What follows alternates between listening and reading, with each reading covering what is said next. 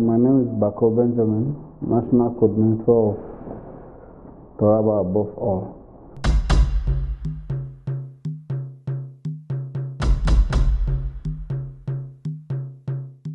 Taraba Above All is actually an organization that came about because we are very concerned about the deplorable situation of things in Taraba State.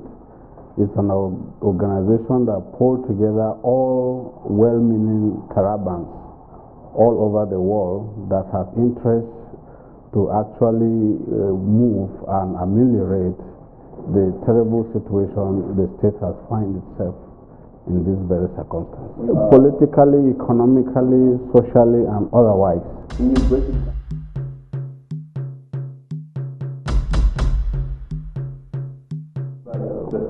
As we speak now, primary school teachers in the past close to 1 year or even more have not collected their salary, and you know the implication of that economically and socially, what it will create.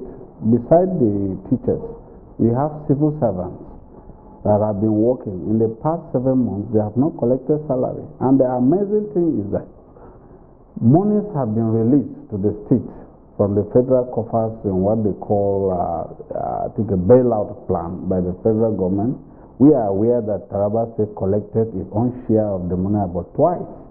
And the recent money that has been paid to the state again, which is the London-Paris club funds that were released to all the states, which Taraba State collect. But up to now, as we speak, there is nothing on ground to show that the government is desirous of doing something to ameliorate the suffering of these people. And the cries are becoming so loud that we have to move in to call the government attention to order. First of all, we never actually planned for a protest.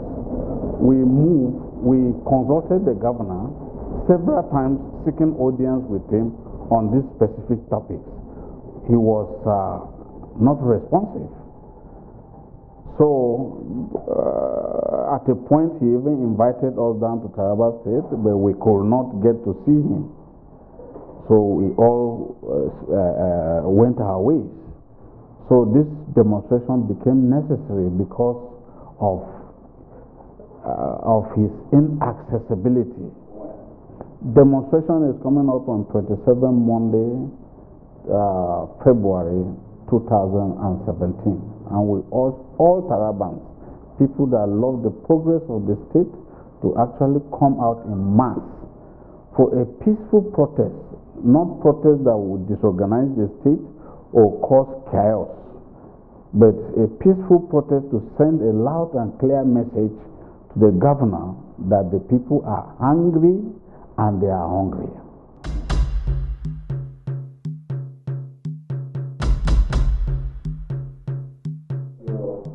I doubt very much, because we have gone very far. What will make us shelve this protest is, number one, the full payment of salaries to the teachers and civil servants that have been suffering in the last 1 year.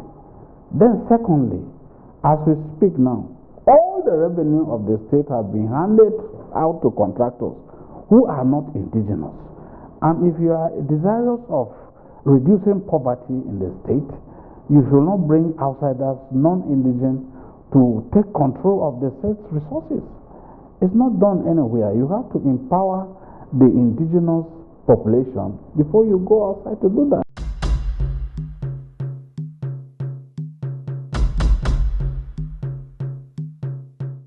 Now, as we speak now, there is no record whatsoever to point to the fact that since the contract has been awarded, contract on the collection of agricultural revenue, you are aware Taraba is an agrarian state, yes, and the food basket of the nation, and so much of our revenue is through agriculture. That has been handed over to outsiders. And when you come to timber, what we call Madrid wood that has been exported here in Lagos to China, 90% of them are coming from Taraba State. And A non-indigenous is in charge of collection of that revenue. As we speak now, even the Taraba State University, we just received a message that a professor from another state have been appointed against our numerous professors, indigenous professors that we have, to hate the state university. So I mean, is he coming to disenfranchise the indigenous population and empower strangers? That's the question everybody is asking, and that is why this is necessary.